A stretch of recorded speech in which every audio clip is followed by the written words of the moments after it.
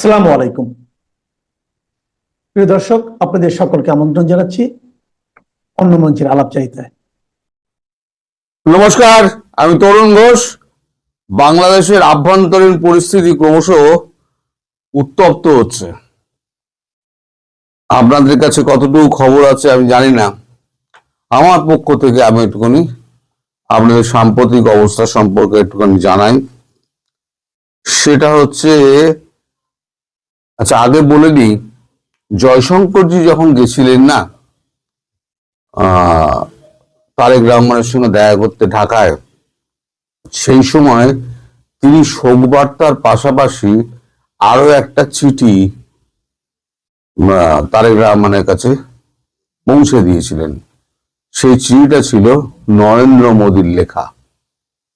তাতে 4-5টি পয়েন্ট উল্লেখ করা ছিল ভারত বাংলাদেশ মানে তারেক রহমানের কাছে কি কি চায়। আমি যে পয়েন্টগুলো বলেছিলাম সেগুলো তো ছিলই, তাছাড়াও আর কি কিছু পয়েন্ট আছে সেগুলো আমরা কেউ জানতে পারিনি, কিন্তু চিঠির কথাটা গতকাল আমরা জানতে পেরেছি। এরকম একটা আলাদা করে একটা চিঠি প্রধানমন্ত্রী নরেন্দ্র মোদী তার হাতে পৌঁছে দিয়েছিলেন জয়শঙ্করজি মারফত। এবার আসি বাংলাদেশের খবরে। বাংলাদেশের আপনাদের পার্বত্য চট্টগ্রাম অঞ্চলে ব্যাপক গন্ডগোল শুরু হয়েছে। একদম ত্রিপুরা বাংলাদেশ সীমান্ত, পার্বত্য চট্টগ্রাম সীমান্ত অঞ্চল থেকে আপনার একদম টেকনাফ পর্যন্ত এখানে একটা জায়গা আছে, তার নাম হচ্ছে কুন্দিয়া। কুন্দিয়ার ওখানে মানে পার্বত্য চট্টগ্রামের যারা কুকি চীন তারা সশস্ত্র হয়েছে, তাদের সঙ্গে মিলেছে তার আরাকান আর্মি। এই দুজন মিলে তারা, এই কিছু লোক আছে যারা ওখানে গেছিল, তারা হচ্ছে 3জন ISI এর লোক ছিল, টার্কির একজন ছিল, উলফার কিছু ছিল এবং আরো কিছু ছিল হচ্ছে আপনার জামায়াতুল উলেমায়ে হিন্দ এই ধরনের কিছু একটা জঙ্গি গোষ্ঠী যারা ছিল, তাদের কিছু লোক ছিল। তাদের মধ্যে ISI এর 3জন মারা গেছে। এই গুলাগুলি মোটর চালাচালি এই সমস্ততে তাদের 3জন মারা গেছে। কালকে রাতের ঘটনা, আজকে সকাল অবধি, কাল রাত 1:30 থেকে শুরু হয়। টার্কির একজন মারা গেছে, তাহলে 3 আর 1 হলো 4। পরেশ বড়ুয়ার উলফার 6জন মারা গেছে, তাহলে 4 আর 6 হলো 10। আর 2জন হচ্ছে এই যারা জঙ্গি যারা গেছিল অস্ত্র নিয়ে, তাদের মধ্যে 2জন, টোটাল হচ্ছে 12 জন। এই 12 জন মারা যাওয়ার পর তাদের লাশ ফাঁস ফেলে বাকি যারা ছিল তারা পালিয়ে গেছে। আর আজকে সকালবেলা টার্কির যত গোয়েন্দা বাহিনী ছিল এবং অন্যান্য লোক ছিল তারা সব ফিরে গিয়েছে। তারা আর বাংলাদেশের মধ্যে নেই, রয়ে গেছে কিছু ISI। তারা হয়তো খুব শিগগির যাবে, কারণ তারেক রহমানের সঙ্গে যে কথাবার্তা হয়েছে, তারেক রহমান সেই অনুযায়ী মোটামুটি কাজ করছে বলে মনে করা হচ্ছে, এখনো পর্যন্ত মনে করা হচ্ছে। এখানে আরাকান আর্মি প্রায় 5000 লোক রয়েছে সশস্ত্র। 5000 আর্মি বলা ঠিক হবে না, সশস্ত্র লোক রয়েছে আরাকান আর্মি, স্বঘোষিত আর্মি আর কি। তাদের কাছে প্রচুর অস্ত্র রয়েছে এবং কুকি চীন যারা শান্তি বাহিনী করেছে তাদের কাছেও ইদানিং বা কিছু অস্ত্র তাদের কাছে এসছে, মডার্ন ওয়েপেন। দুপক্ষের মধ্যে ঝামেলাটা তৈরি হয়েছে, কারণ এর আগে যখন এই গন্ডগোলগুলো শুরু হয় তখন এই সমস্ত সন্ত্রাসবাদীরা পার্বত্য চট্টগ্রামে গিয়ে ব্যাপক হামলা করেছিল, মারধর বা বাড়ি ঘর জ্বালাও এই সমস্ত আক্রমণ করেছিল। তারপরে থেকে এই শান্তি বাহিনী এরা আর কি একত্র হতে শুরু করে এবং প্রতিরোধ গড়ে তোলে। তাদের সঙ্গে মিলে গেছে, হাত মিলিয়েছে আরাকান আর্মি। এখন এই যে পার্বত্য চট্টগ্রাম, একেবারে ত্রিপুরার ওই অঞ্চল থেকে একদম ফেনী পর্যন্ত এই অঞ্চলটা তারা স্বাধীন রাষ্ট্র ঘোষণা করার দাবিতে এখন এখন মারপিট চালাচ্ছে, তাদের মানে স্বাধীনতার দাবিতে। তারা বলছে আমরা স্বাধীনতা চাই। এখন এই যে আপনাদের ওখানে একটা পোস্ট আছে, মানে সেনা পোস্ট আছে কাছাকাছি, টেকনাফের ওখানে একটা সেনা পোস্ট আছে। সেই সেনা পোস্টের সদস্য যারা সেনা সদস্য, তারা ওই ক্যাম্পের মধ্যেই ছিলেন। তারা গোলাগুলির শব্দ শোনা সত্ত্বেও তারা কিন্তু বেরোননি। তারা কিন্তু কোনোভাবেই দেশকে রক্ষা করতে পারছেন না। আরাকান আর্মি দেশের মধ্যে ঢুকে জলকেলি করে চলে যাচ্ছে, বিডিআর সামনে, আর্মির সামনে কেউ কোনো বাধা দিতে পারছে না। এই নপুংসক আর্মিকে দিয়ে আপনারা দেশ রক্ষা করবেন ভাবছেন? আপনারা যে বলছেন সীমান্ত দিয়ে আপনারা এসে 7 সিস্টার দখল করে নেবে, কিন্তু আপনাদের এখানে 7 সিস্টার তো চিকেন নেক তো ছেড়ে দিন, আমরা চিকেনের যে গলা আছে, এই ঠ্যাং আছে, চিকেন লেগ, সেটাই তো এখন হাতছাড়া হওয়া শুরু হয়ে গেল। তো যাই হোক, এখন অবস্থা যেটা পৌঁছেছে সেটা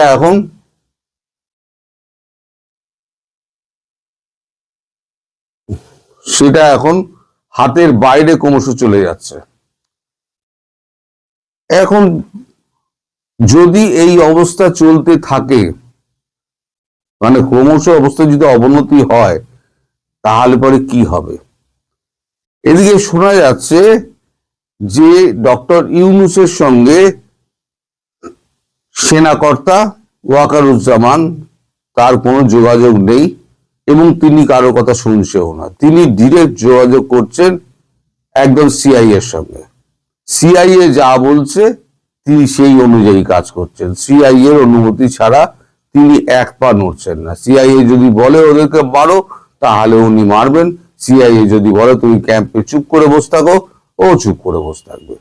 যদি ভারত এপাশ দিয়ে ঢোকে, রংপুর দিয়ে ঢোকে, চট্টগ্রাম দিয়ে ঢোকে, এই সুযোগে, এখন তো ভোলাটাইল পজিশন, এখন যদি ঢোকে তাহলে পরে কিন্তু আপনাদের বাংলাদেশের যে সেনাবাহিনী, তারা কিন্তু ঘর থেকে বেরোবে না, ঠিক করে নিয়েছে। কারণ সিআইএ এখন অনুমতি দেবে না তাদের বেরোনোর জন্য। বললো তোমরা ক্যাম্পেই থাকো, ভারত যা করছে ভারত করুক।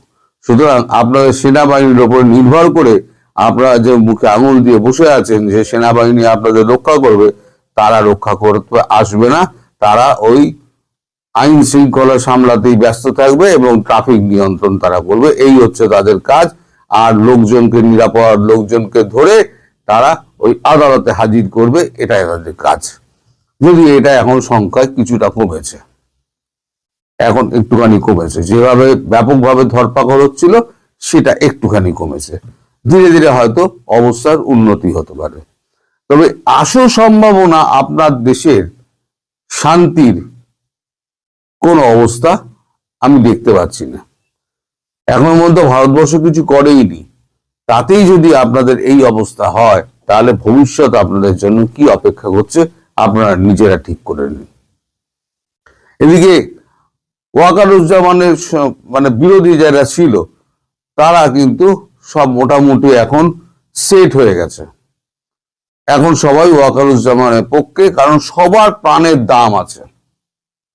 আলটিমেটলি সবাই বোঝে আমার যদি প্রাণটা বাঁচে তাহলে আমার ফ্যামিলি বাঁচবে, আমি বাবা কবরের নিচে যাব না।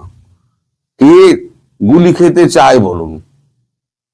এপাশেও শত্রু, ওপাশেও শত্রু। মানে আপনি যদি বাংলাদেশিবাসী হন, তাহলে ভারত আপনাদের শত্রু, কুকি চীন আপনাদের শত্রু। তাহলে কুকি চীন, আরাকান আর্মি, এরা একটা শত্রু, ভারতবর্ষ একটা শত্রু। তার দুই শত্রু মিলে ঘিরে ধরেছে আপনাদের যে সেনাবাহিনী, সে হাতে হাত দিয়ে চুপ করে বসে রয়েছে। এই হচ্ছে তার কাজ। এখন আমাদের ডক্টর ইউনূস, তিনি এখন কি করবেন ঠিক করতে পারছেন না। এখন নির্বাচন নিয়ে যতদিন এগিয়ে আসছে, যতদিন তত ইউনূসের পারদ চড়ছে। কারণ নির্বাচন যদি, চাপ তো দেবেই, নির্বাচন তো করতেই হবে, কিন্তু ইউনূস নির্বাচন চাইছেন না। এখন এই নিয়ে উনি একটা জল ঘোলা পাকানোর চেষ্টা করছেন।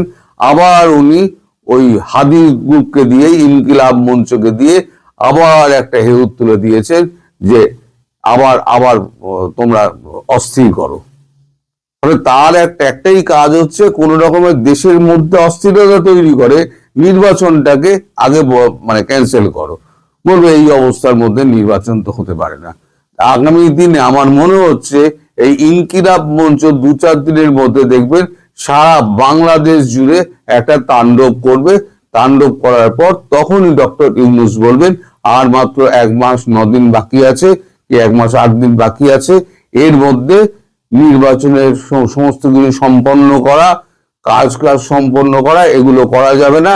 এটা নিজে মুখে না বলে নির্বাচন কমিশনারকে দিয়ে এটা বলাবেন, এটা আপনারা ধরে রেখে দিন। আর তখন ডক্টর ইউনূস আবার নিজে একটু নিশ্চিন্ত হয়ে বসবেন যে না, আরো কিছুদিন আমি রইলাম, যতদিন না পর্যন্ত একটা কিছু ফয়সালা হচ্ছে, মানে তার যাওয়ার ফয়সালা হচ্ছে। কোন দেশে তিনি যাবেন, ইরানের ভিডিওটা সকালবেলা করেছে, আপনারা দেখে নেবেন ইরানের কি অবস্থা। ইরানের পেজেশকিয়ান যে প্রেসিডেন্ট, তিনিও ভাগার তাল করছেন। খামেইনি, যিনি মোল্লা চরমপন্থী, যিনি আসল ধর্মগুরু, ধর্মগুরু দেশ চালায়, তো যে মডেলটা বাংলাদেশ জামাত যে মডেলটা নেওয়ার চেষ্টা করেছিল, এখন আর সফল হবে না, সে চেষ্টা করেছিল, কিন্তু সেই মডেলটা ফেল করেছে। তাদের দেশের কি অবস্থা, তাদের মানে এখন আর্থিক অবস্থা কি, যদি আপনারা দুপুরের ভিডিওটা দেখেন তাহলে আপনাদের কাছে পরিষ্কার হয়ে যাবে যে কেন আজকে মানে ইরান এই অবস্থার মধ্যে পড়েছে স্যাংশনের ফলে।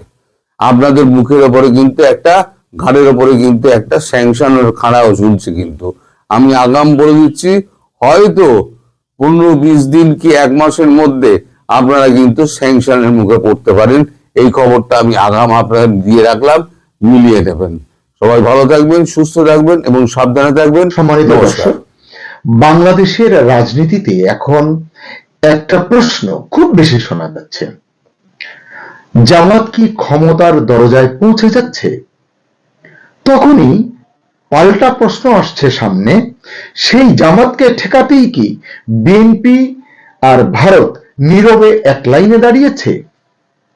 দর্শক, যেটাকে সবাই এতদিন বলছিল গুঞ্জন, আজ যেন সেটাই ধীরে ধীরে আন্তর্জাতিক রাজনৈতিক বাস্তবতায় পরিণত হচ্ছে। শ্রীলঙ্কার ডেইলি নিউজে প্রকাশিত এক বিশ্লেষণ বলছে, ভারত বাংলাদেশ জাতীয়তাবাদী দল বিএনপি এবং ইউনূসের নেতৃত্বাধীন অন্তর্বর্তী সরকার বাংলাদেশে অন্তর্ভুক্তিমূলক গণতন্ত্র ফিরিয়ে আনা, ভারত বাংলাদেশ সম্পর্ককে ট্র্যাকে ফিরিয়ে আনা এবং এই অঞ্চলে শান্তি ও নিরাপত্তা নিশ্চিত করার জন্য একটি অনানুষ্ঠানিক সমঝোতায় পৌঁছেছে। এই সমঝোতার পেছনে 3টি লক্ষ্যের কথা বলছে তারা এই বিশ্লেষণে। 1, ফেব্রুয়ারি 2026-এর নির্বাচনকে ইনক্লুসিভ করা। এখানে আমার একটি মন্তব্য আছে যে আওয়ামী লীগকে নিষিদ্ধ রেখে ইনক্লুসিভ নির্বাচন, এই প্রশ্নের উত্তর আসলে এখনো অস্পষ্ট। বুঝতে হয়তো আরো 1-2 সপ্তাহ অপেক্ষা করতে হবে।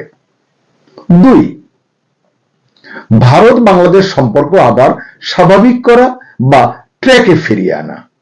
3, সবচেয়ে গুরুত্বপূর্ণ হলো জামাতকে ক্ষমতার কেন্দ্র থেকে দূরে রাখা। এই লক্ষ্যগুলো বাস্তবায়িত হলে ধারণা করা হচ্ছে 12 ফেব্রুয়ারির সংসদ নির্বাচনের মাধ্যমে বিএনপি ক্ষমতাসীন দল হিসেবে আত্মপ্রকাশ করতে যাচ্ছে। এরপরে কি ভারতে নির্বাসিত শেখ হাসিনা এবং তার দলের মুক্তির পথ তৈরি হবে? এরকম নানান প্রশ্ন কিন্তু উঠতে শুরু করেছে।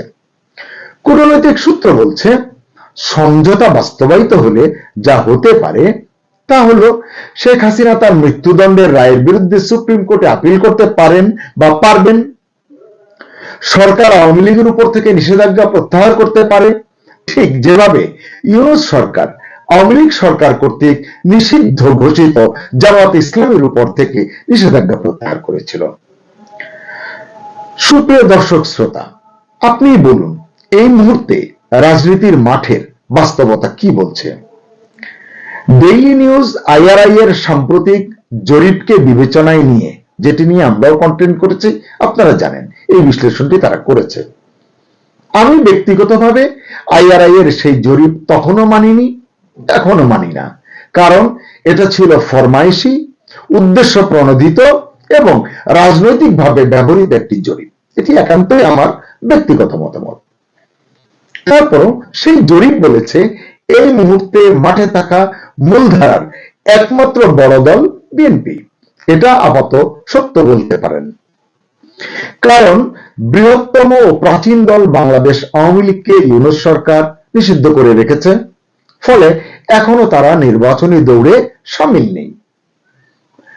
IRI জরিপ বলেছে আগামী নির্বাচনে বিএনপি 33% ভোট পাবে, জামাত পাবে 29% ভোট এবং ছাত্রদের নতুন দল পাবে 6% ভোট। আমার কাছে এটি বরাবরই হাস্যকর মনে হয়েছে। দর্শক, কেন আমি এই ফলাফল মানিনি নিশ্চয়ই এখন আপনিও পরিষ্কার বুঝতে পারছেন। বাংলাদেশের খোল নলছে পাল্টে দেওয়ার গাল ভরা স্লোগান নিয়ে নয়া বন্দোবস্তের কতিপয় ঠিকাদার বছর না ঘুরতেই নিজেরাই আমূল পাল্টে গেছে। কখনো এর কোলে ঠাঁই খুঁজে, কখনো ওর কোলে ঠাঁই খুঁজে শেষ পর্যন্ত জন্ম জঠরেই ফিরে গেছে তারা। নিশ্চয়ই বুঝতে পারছেন কার কথা বলছি। তাই আফসোসের সঙ্গে বলতে হয়, ইয়ে তো হোনা হি থা, অর্থাৎ এটা হওয়ারই কথা ছিল। যাক, সে প্রসঙ্গ। যে সমীকরণ নিয়ে কথা বলছিলাম, IRI এর জরিপ ধরে ডেইলি নিউজ বলছে নির্বাচন হলে বিএনপি এগিয়ে থাকবে, কিন্তু জামাতও খুব পিছিয়ে থাকবে না, খুব কাছাকাছি থাকবে। এটাই ভারতের সবচেয়ে বড় দুশ্চিন্তা। ভারত কেন জামাতকে নিয়ে এত চিন্তিত? কারণ জামাত প্রকাশ্যভাবে ভারত বিরোধী, তারা সংখ্যালঘু, বিশেষ করে হিন্দু বিরোধী রাজনীতিতে বিশ্বাসী। 1971 পাকিস্তানের পক্ষে অবস্থান নেওয়া দল। জামাতের বিপক্ষে কথা বলার অনেক কিছু আছে, বলে কলেবর বাড়াতে চাই না।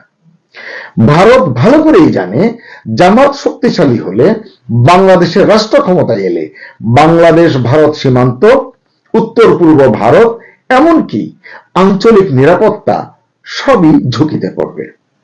এ কারণেই ভারতের চোখে জামাত কোনো রাজনৈতিক দল নয়, এটি একটি নিরাপত্তা ঝুঁকি মাত্র। এখন দেখা যাক, যে বিএনপিকে নিয়ে ভারত সমঝোতার পথ খুঁজছে বলে ডেইলি নিউজ বলছে, সেই বিএনপি কি আদৌ বদলেছে বা বদলালে কতটা বদলেছে? কারণ এক সময় এই বিএনপিও তো ভারত বিরোধী ছিল, এখনো কি নয়? তারা জামাতের মিত্র ছিল। ভারত বিরোধী কার্ডই ছিল বিএনপির রাজনীতির বড় স্লোগান। কিন্তু রাজনীতির পর্যবেক্ষকরা এখন বলছেন 2025-এর বিএনপি এবং 1990-এর বিএনপি এক নয়। উদাহরণ হিসেবে তারা 17 বছর পর বিদেশ থেকে ফিরে 25 ডিসেম্বর ঢাকায় গণসংবর্ধনায় দেওয়া তারেক রহমানের ভাষণের প্রসঙ্গ টানছেন, ভাষণের কথা বলছেন। তারেক ওই দিন সংখ্যালঘুদের, বিশেষ করে হিন্দুদের নির্যাতনের বিষয়ে উদ্বেগ প্রকাশ করেছেন। স্পষ্ট ভাষায় বলেছেন, বাংলাদেশ হবে পাহাড়ি সম্প্রদায়, সমতলের মানুষ, মুসলমান, হিন্দু, বৌদ্ধ, খ্রিস্টান সবার নিরাপদ ঘর। সমর্থকদের বিশৃঙ্খলা এড়াতে এবং উস্কানির জবাব না দেওয়ার আহ্বান জানিয়ে তারেক বলেছেন, যে কোনো মূল্যে শান্তি এবং শৃঙ্খলা বজায় রাখতে হবে। প্রথম আলো, ডেইলি স্টার এবং ছায়ানট সহ দুটি সাংস্কৃতিক প্রতিষ্ঠানের অফিস পুড়িয়ে দেওয়ার ঘটনায় একটি বিশেষ দলের হাত আছে বলেও তিনি ইঙ্গিত করেছেন। এই বক্তব্যগুলো যেন ভারতের বার্তারই প্রতিধ্বনি। অবশ্য বক্তব্য আর বাস্তব রাজনীতি এক জিনিস নয়। পরীক্ষা হবে ক্ষমতায় গেলে। ইতিমধ্যেই আমরা দেখেছি বেগম জিয়ার স্বাস্থ্য সংকটের সময় ভারতের প্রধানমন্ত্রী নরেন্দ্র মোদী টুইট করে খালেদা জিয়ার সুস্থতা কামনা করেছেন এবং সম্ভাব্য সব রকমের সহায়তার প্রস্তাব দিয়েছেন। বিএনপিও ফিরতি জবাবে ধন্যবাদ এবং কৃতজ্ঞতা জানিয়েছে। তখন থেকেই ভারত এবং বিএনপির মাঝের বরফ গলতে শুরু করেছে বলে মনে করছেন রাজনীতির বিশ্লেষকরা। ভারতের পররাষ্ট্রমন্ত্রী এস জয়শঙ্কর কিছুদিন আগে বলেছেন, ইনক্লুসিভ নির্বাচনই বাংলাদেশের জন্য সমাধানের পথ খুলবে, মানে যে জায়গায় বাংলাদেশ এখন আটকে আছে। এছাড়া সম্প্রতি নয়াদিল্লিতে হিন্দুস্তান টাইমস লিডারশিপ সামিটে জয়শঙ্কর বলেছেন, বাংলাদেশের প্রাক্তন প্রধানমন্ত্রী শেখ হাসিনার ভারতে অবস্থান তার ইচ্ছা এবং চিন্তার উপর নির্ভর করছে। তিনি কবে বাংলাদেশে ফেরত আসবেন এটিও তার ইচ্ছার উপরেই ছেড়েছে ভারত, এটি বার্তা দিয়েছেন। এর আগে বাংলাদেশের তরফ থেকে বলা হয়েছে না দিলে সম্পর্ক নষ্ট হবে এবং এটিকে খুব নেতিবাচক ভাবে দেখা হয়েছে, কিন্তু এই সময়ে বাংলাদেশের পররাষ্ট্র উপদেষ্টা তৌহিদ হোসেন শেখ হাসিনার প্রত্যর্পণ সহ আরো যে কয়েকটি অমীমাংসিত সমস্যা রয়েছে ভারতের সঙ্গে সে সম্পর্কে বলেছেন এসবের কারণে ভারতের সাথে সম্পর্ক ব্যাহত হবে না। এটি একটি বিশাল কূটনৈতিক বার্তা তৌহিদ হোসেনের পক্ষ থেকে, অর্থাৎ বাংলাদেশের পক্ষ থেকে। ভারতীয় নৌবাহিনী প্রধান অ্যাডমিরাল দীনেশ কে ত্রিপাঠী গত 30 নভেম্বর বলেছেন তিনি বাংলাদেশকে বন্ধু হিসেবে দেখেন এবং আশা করেন বর্তমান অস্থিরতা দ্রুতই শেষ হবে, কারণ প্রতিরক্ষা খাতে তারা অনেক প্রশিক্ষণ কাজের সঙ্গে সম্পৃক্ত বাংলাদেশের সৈনিকদের সঙ্গে। দর্শক, আপনিও তো বলবেন এগুলো বিচ্ছিন্ন ঘটনা কিংবা কাকতালীয়, আর ডেইলি নিউজ বলছে সব মিলিয়ে এগুলোই হলো সমঝোতার প্রস্তুতি এবং প্রস্তাব। এই প্রেক্ষাপটে বিএনপিও বলছে তারা পারস্পরিক শ্রদ্ধার ভিত্তিতে ভারতের সাথে সম্পর্ক চায়, কারণ তারা হয়তো বুঝতে পারছে ভারতের প্রতি বিএনপি সরকারের শত্রুতাই ভারতকে শেখ হাসিনার আওয়ামী লীগকে পুরোপুরি সমর্থন করতে বা এক চোখে সমর্থন করতে বাধ্য করেছিল। এছাড়া বিএনপি এখন এটাও উপলব্ধি করছে 4096 কিলোমিটার বাংলাদেশ ভারত সীমান্তে শান্তি নিশ্চিত করতে এবং ভারতের সাথে বাণিজ্য করতে ভারতের সমর্থনও জরুরি। এই সমঝোতা বা সমীকরণে শেখ হাসিনা এবং আওয়ামী লীগের অবস্থান তাহলে কোথায়? অপ্রিয় হলেও সত্য, এই সমঝোতায় শেখ হাসিনা কেন্দ্রীয় চরিত্র নন, কেন্দ্রীয় পর্যায়ে নেই, কিন্তু তাকে বাদ দিয়ে সমীকরণও টেকসই নয় বা টেকসই হবে না, এটা কিন্তু বুঝতে হবে। ডেইলি নিউজ বলছে বিএনপি সরকারে এলে যদি আসে শেখ হাসিনার জন্য আইনি আপিলের সুযোগ তৈরি হতে পারে, আওয়ামী লীগের ওপর থেকে নিষেধাজ্ঞা প্রত্যাহার হতে পারে, ঠিক যেভাবে ইউনূস সরকার জামাতে নিষেধাজ্ঞা তুলে নিয়েছিল। অবস্থা দৃষ্টে এখন মনে হচ্ছে ভারতের এখন একটাই চাওয়া, জামাত ঠেকাও এবং স্থিতিশীল বাংলাদেশ পাও। আর বিএনপি চাইছে একটা শান্তিপূর্ণ গ্রহণযোগ্য নির্বাচন এবং এর আন্তর্জাতিক স্বীকৃতি। মানে যেন তেন নির্বাচন করলে বিএনপিরও খুব একটা লাভ নেই, গণ আন্দোলনের মুখে আবারও নির্বাচনে নামতে হবে। অতীতের অভিজ্ঞতা আমাদের তাই বলে। সবশেষে ইউনূস সরকার নির্বাচিত সরকারের কাছে দায়িত্ব দিয়ে নিরাপদ প্রস্থানের পথ খুঁজছে, এটিও এই সময়ের অত্যন্ত সিরিয়াস একটি বার্তা। এখন প্রশ্ন হচ্ছে এই তিনটা লক্ষ্য এক জায়গায় মিলবে কিনা? ভারত, বিএনপি, ইউনূস সরকার কি আসলেই এমন সমঝোতার কথা ভাবছে নাকি শুধু ডেইলি নিউজ বলছে? সর্বোপরি আওয়ামী লীগ কি এরকম সমঝোতার মধ্য দিয়ে আবার ট্র্যাকে ফিরতে চাইবে, নাকি তারা চাইবে আন্দোলনের মধ্য দিয়ে, সংগ্রামের মধ্য দিয়ে তারা তাদের অধিকার আদায় করবে? সময় এটির উত্তর দেবে। এছাড়া আরো একটি জিনিস দেখার বিষয়, যুক্তরাষ্ট্র, রাশিয়া এবং চীন এই সমঝোতা নিয়ে কি ভাবছে? প্রিয় দর্শক শ্রোতা, আপনার কি মনে হয় জামাত ঠেকাতে সত্যিই কি বিএনপি ও ভারতের মধ্যে নীরব সমঝোতা তৈরি হয়েছে, নাকি এটা কেবলই ক্ষমতার পালাবদলের আরেকটি কৌশল মাত্র? আপনার বিশ্লেষণ কমেন্টে লিখে জানান। সবার জন্য শুভকামনা। আল্লাহ হাফেজ।